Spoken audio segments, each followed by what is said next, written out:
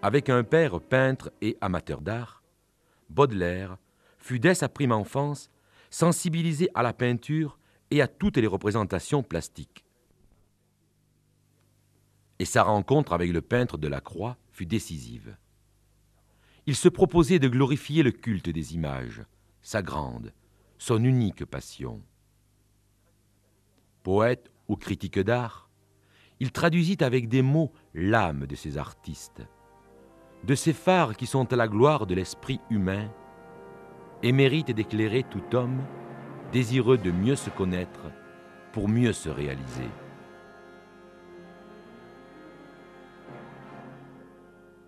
Rubens, fleuve d'oubli, jardin de la paresse, oreiller de chair fraîche où l'on ne peut aimer, mais où la vie afflue et s'agite sans cesse, comme l'air dans le ciel et la mer dans la mer.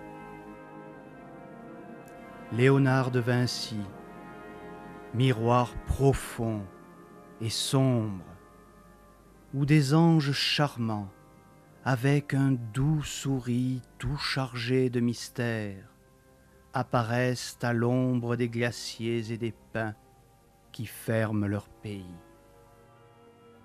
Rembrandt, triste hôpital tout rempli de murmures et d'un grand crucifix décoré seulement, où la prière en pleurs s'exhale des ordures et d'un rayon d'hiver traversé brusquement.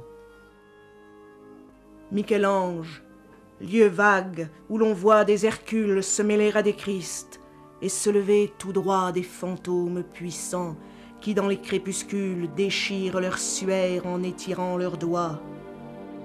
Colère de boxeur, impudence de faune, toi qui sus ramasser la beauté des goujats, grand cœur gonflé d'orgueil, homme débile et jaune, Puget, mélancolique empereur des forçats. Watteau, ce carnaval, où bien des cœurs illustres, comme des papillons, errent en flamboyant.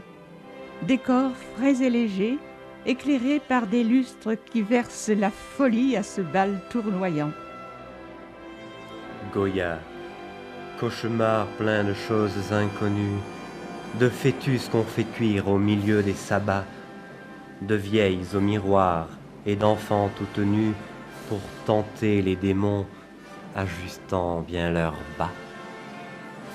Delacroix, lac de sang, hanté des mauvais anges, ombragé par un bois de sapin toujours vert, où sous un ciel chagrin, des fanfares étranges passent, comme un soupir étouffé de Weber.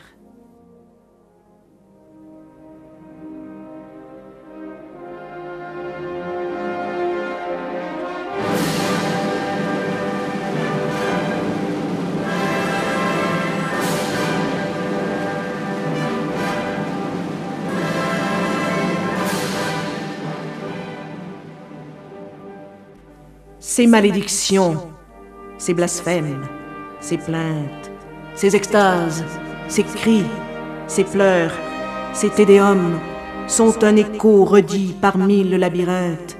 C'est pour les cœurs mortels un divin opium. C'est un cri répété par mille sentinelles, un ordre renvoyé par mille porte-voix. C'est un phare allumé sur mille citadelles, un appel de chasseurs perdus dans les grands bois. Car c'est vraiment, Seigneur, le meilleur témoignage que nous puissions donner de notre dignité que cet ardent sanglot qui roule d'âge en âge et vient mourir au bord de votre éternité.